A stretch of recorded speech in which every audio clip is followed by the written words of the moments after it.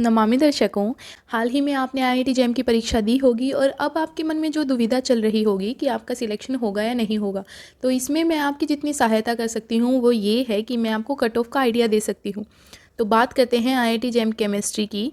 तो ये आपको जो दिख रहे हैं ये पिछले 5 साल के कट ऑफ ट्रेंड्स हैं। पिछली जैसे 2024 में कट ऑफ जनरल की 25.38 रही थी, ओबीसी की 22.84 रही थी और एससी एसटी की रही थी 12.69। बात करें 2023 की तो ये ट्रेंड्स थे। अब आप यहाँ देख रहे होंगे कि 2020 में और 2021 में जो कट ऑफ है वो बहुत कम रही। इसका रीज़न क्या हो सकता है कि उस टाइम पे जो क्वेश्चन पेपर सेट किया गया होगा उसका डिफ़िकल्टी लेवल ज़्यादा रहा होगा, तो यहाँ पर कट ऑफ बहुत लो रही है। वहीं पर अगर आप देखें तो 2024 में और 2022 में कट ऑफ बहुत हाई रही है। यहाँ 25 है, यहाँ 27 है। यहाँ पर ये रहा होगा कि जो क्वेश्चन पेपर का लेवल था वो इजी लेवल रहा होगा, इसीलिए यहाँ पर कट ऑफ ज़्यादा रही है।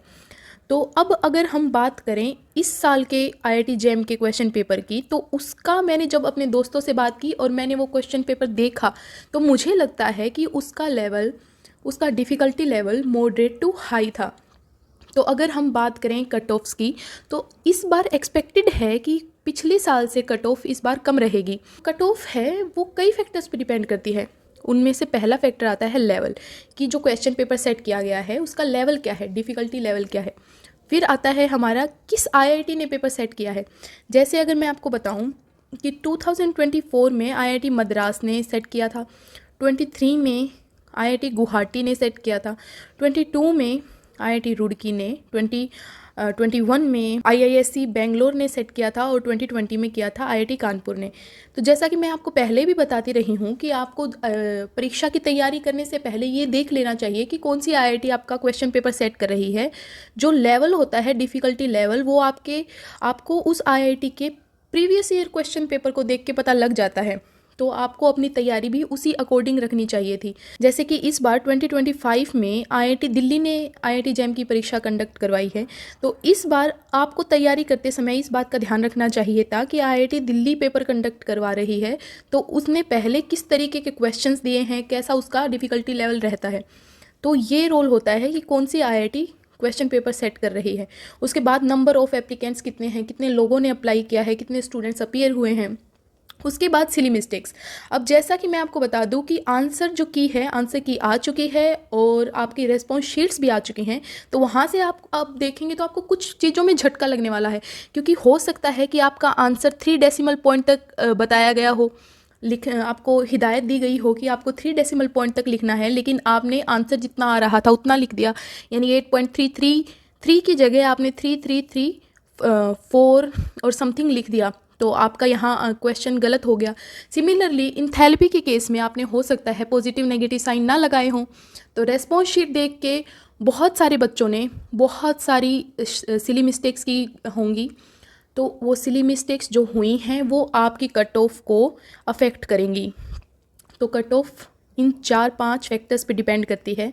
तो मुझे जैसा लगता है और मैंने बाकी लोगों से पूछकर जितना अनुमान लगाया है, तो इस साल की जो एक्सपेक्टेड कट ऑफ है केमिस्ट्री के लिए वो जनरल के लिए 19 मार्क्स से 22 तक रहेगी, ओबीसी के लिए 16 to 18 और एससी एसटी के लिए 9 to 10।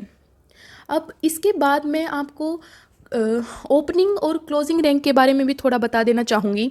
जैसे कि आईआईटी बॉम्बे है, आईआईटी बॉम्बे की जनरल कैटेगरी के लिए ओपनिंग और क्लोजिंग ये रहती है।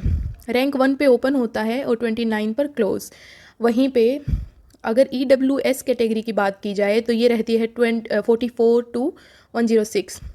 वहीं पर अगर एससी एसटी की बात की जाए तो ये रहती है 33 to 289 और एसटी की बात की जाए तो ये रहती है 1104 to 2112 अराउंड। ये अप्रोक्सीमेट वैल्यूज़ हैं। तो ये आईआईटी बॉम्बे के जो डेटा हैं वो ये बोलते हैं कि अगर आप एससी कैटेगरी से हैं और आपकी रैंक 289 के आसपास है तो आपको आईआईटी बॉम्बे मिल जाएगी। तो अभी घबराने की आपको ज़रूरत नहीं है। ये जो आंकड़े हैं वो आईआईटी बॉम्बे के लिए हैं। अगर आप इस बात को लेकर घबराए हुए हैं कि आपका सिलेक्शन होगा या नहीं होगा, या आपको कोई आईआईटी या एनआईटी मिलेगी या नहीं मिलेगी, तो मैं आपको बता दूं कि अगर आपकी रैंक अगर हम बात करें आईआईटी मंडी की, जब हम पॉसिबिलिटीज़ की बात करते हैं तो हम आईआईटी मंडी और जम्मू की बात करेंगे, क्योंकि आईआईटी मंडी और जम्मू में जो क्लोजिंग रैंक होती है वो बहुत ज़्यादा होती है। तो पॉसिबिलिटीज़ हैं कि आपको लास्ट लिस्ट तक जम्मू या आईआईटी मंडी में से एक तो मिल ही जाएगी। जैसे कि अगर आप एसटी कैटेगरी से हैं और अगर आपकी रैंक है 34162 to 4690, अगर आपकी आईआईटी जैम में इतनी रैंक है और आपको आईआईटी मंडी या जम्मू में से चाहिए तो आपको मिल जाएगी। अगर वहीं पे आप जनरल की बात करते हैं, मेन मुद्दा जनरल का रहता है, तो जनरल कैटेगरी की अगर बात करें और अगर आपकी रैंक है 402,586, तो अगर आपकी रैंक 550 580 तक है तो आपको आईआईटी मंडी मिल जाएगी। अगर आप जनरल कैटेगरी से हैं और आपकी रैंक 586 तक भी आती है तो भी आपको आईआईटी मिल जाएगी। तो अगर आपने कट ऑफ पार कर ली है तो आपको पॉसिबिलिटीज़ हैं कि कोई आईआईटी या कोई एनआईटी आपको मिल जाएगी, तो आपको घबराने की ज़रूरत नहीं है। अगर आप चाहते हैं कि मैं क्लोजिंग रैंक और रैंक से रिलेटेड एक और वीडियो बनाऊं तो मैं वो भी बना दूंगी। अभी आपको क्या करना है, अभी आप और पॉसिबिलिटीज़ एक्सप्लोर कीजिए कि अगर आपका आईआईटी में सिलेक्शन नहीं होता है तो आपको कहाँ एडमिशन लेना है। कहीं ऐसा ना हो कि आप आईआईटी एनआईटीज़ के भरोसे बैठे रह जाएं और आपका ये साल वेस्ट हो जाए।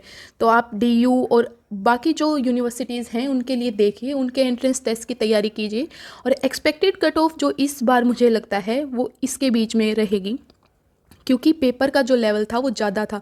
ज़्यादा किस लिए बताया जा रहा है, क्योंकि पेपर में जो ऑर्गेनिक और इनऑर्गेनिक केमिस्ट्री का पोर्शन था वो बच्चों ने अच्छे से अटेम्प्ट कर दिया है, लेकिन जो फिजिकल केमिस्ट्री का पोर्शन था उसमें कैलकुलेटिव ज़्यादा बताया जा रहा है। यानी फिजिकल केमिस्ट्री के जो क्वेश्चंस थे वो नंबर्स में ज़्यादा थे और वो कैलकुलेटिव ज़्यादा थे। तो इन रीजंस के चलते फिजिकल केमिस्ट्री के क्वेश्चंस का ज़्यादा होना और उनका कैलकुलेटिव ज़्यादा होना इस बार के आईआईटी जैम की परीक्षा को थोड़ा सा मॉडरेट टू डिफ़िकल्ट लेवल तक लेके जाता है।